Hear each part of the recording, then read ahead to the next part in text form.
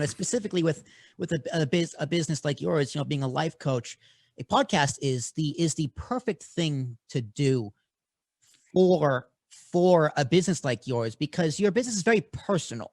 It's very one-to-one or small groups where you're talking about issues, and you get to know your life coach. They become like a family friend even, right? So, and me, the podcast acronym, the P stands for personal. So it just goes hand in hand. Is that why you wanted to create this podcast? So tell me back to the beginning. What made you wake up one day and just go, you know what? I'm doing a podcast. It's my time.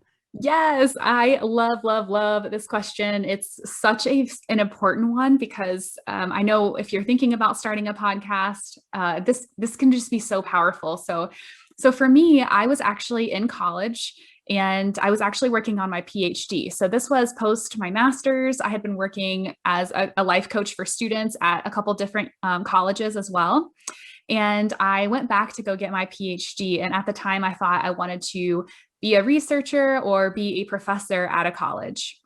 So I go back to college to get my PhD. I'm in year 2, and in year 2, I got to do a research study for a class, and the class was a qualitative research study. And when you do qualitative research, you get to interview people about their experiences, their backgrounds, and kind of explore a phenomenon that you're interested in. And so I took that on as first off, whenever I was going and deciding to go back to the university and get my PhD, again, I knew I had to make it worth it because I didn't feel like I really got the full experience in my undergrad and my master's. So I was like, I'm going to use this college for every single dime I can. If there's a free thing that I want to do, I'm going to do it. And I'll share how I've done that too in my college experience. But during that time, I was like, okay, this research study, I'm going to explore how students develop their purpose. How do they understand what their purpose, their goals, and their passion, like how do you define that? And then how did you come about figuring that out? So I had to find students who had this kind of purpose. They were going to college for this purpose. And I interviewed these students, and they were so powerful. Their stories, why they wanted to do what they were doing. I had interviewed a student for the study, and she was sharing how she was a musical theater student. And I'm like, okay, how did you become a musical theater student? What was that like? And what really led you to that? And so she told a story about how she was attending a musical, and the emotions, the experience that she felt whenever she was in that space, she felt like she belonged. She felt like they were like she was connected to the people who were on the stage, and she wanted to help other people experience that. And she knew that not a lot of people get access to go to musicals all the time. Like I know I didn't growing up.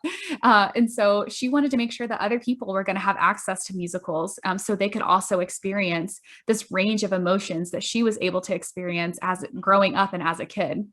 So that was one example. Another student super excited about wanting to change K through 12 education policy because she's seen it kind of be messed up in her own background. She realized that when she got to college, her experiences in high school was so different than like the person right next to her. And what's cool is that she ended up in the same space as them. But now it's like, how can she go back and serve her communities? And they were so passionate and so excited about what they were wanting to do and how they were wanting to change the world. So going back, right, I'm doing this research study and I'm trying to make the most of my time. And I was commuting back and forth from my home to the college, and it was about an hour and 15-minute commute. So I am trying to listen to these interviews so I can just kind of pick up on themes and see what I notice from the stories. And at the time, I was also listening to a lot of podcasts, naturally, as you do when you commute back and forth an hour and 15 minutes, you're probably listening to podcasts. For sure. For sure. Yes.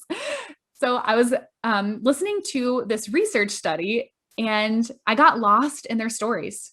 I was immersed in them. And then all of a sudden I got interrupted by my voice asking a question. And I was kind of like surprised. I was like, wait, that was my voice. And I I thought I was listening to a podcast, and I was so inspired by these students. And it was literally in that moment that I thought, I have to do this. I have to put this out in the world because these students' stories need to be out there. They're inspiring, they're passionate, and they're going to help move people. And that's what we want to do. We want to move people to action because so many of us want to make change in the world, but we don't know how, or we don't believe in ourselves. And that's really how the podcast came about. How's that for an origin story? Thank everybody for tuning in to this podcast. Well, this clip of this podcast, the full podcast can be found right there, right down below. Hit that subscribe button. Follow the podcast for more content just like this. Head to ambiguouspodcastsolutions.com to learn more. If you want to be a guest on this podcast as well, reach out to me, Will, at apspodcast.com to learn more. Look forward to hearing from you. But yeah, that's it. End of the video. I promise. That's it. 3, 2, 2.5. That's kind of going up. 2 again. 1.5. There we go. 1. And it's over.